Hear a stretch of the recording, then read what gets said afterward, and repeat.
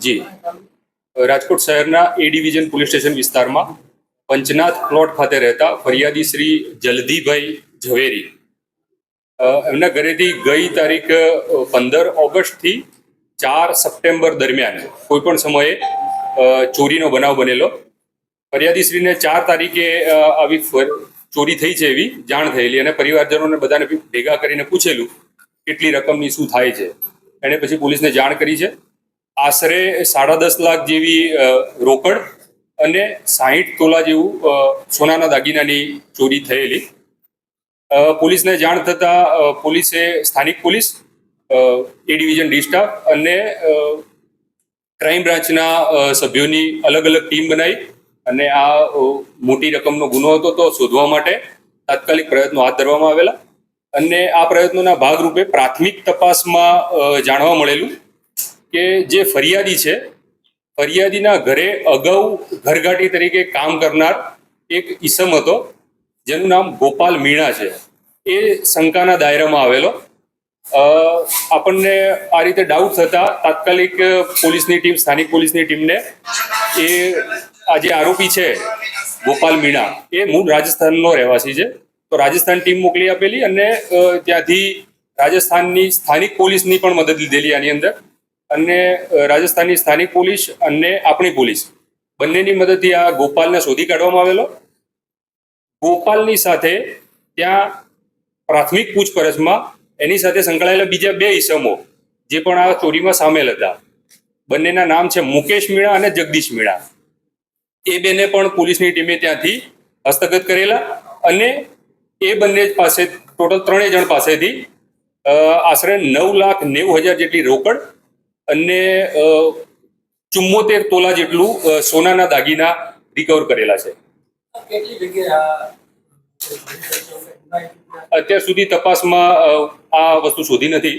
હજુ આપણે એને રિમાન્ડને આ તે લઈશું ત્યારે જાણવાની પ્રયત્ન કરીશું કે અને કોઈ ગુનામાં સંકળાયેલા છે કે કેમ. હાજી આમાં મોડેસ ઓપરેન્ડી કરતા કેવું છે કે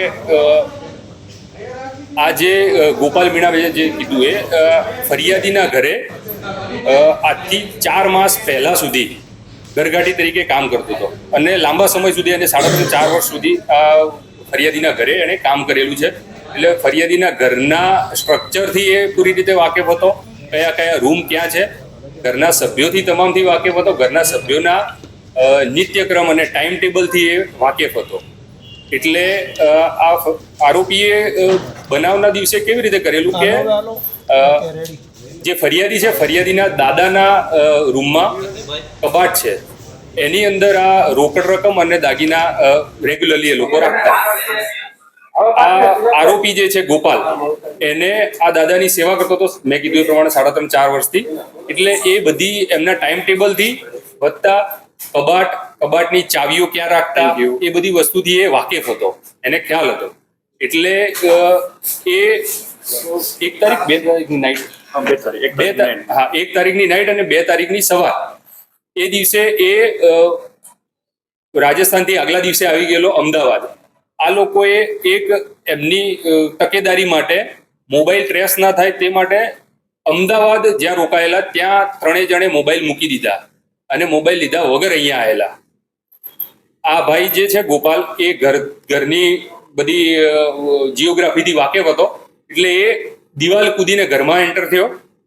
ઘરમાં એન્ટર થઈ અને એણે જે પેલા દાદા હતા ફરિયાદી જલધીભાઈના દાદા એના ઉપર એને ઓબ્ઝર્વેશન રાખ્યું અને એ સવારે બહુ વહેલી સવારે ઉઠી જતા અને પૂજા પાઠ કરતા હતા.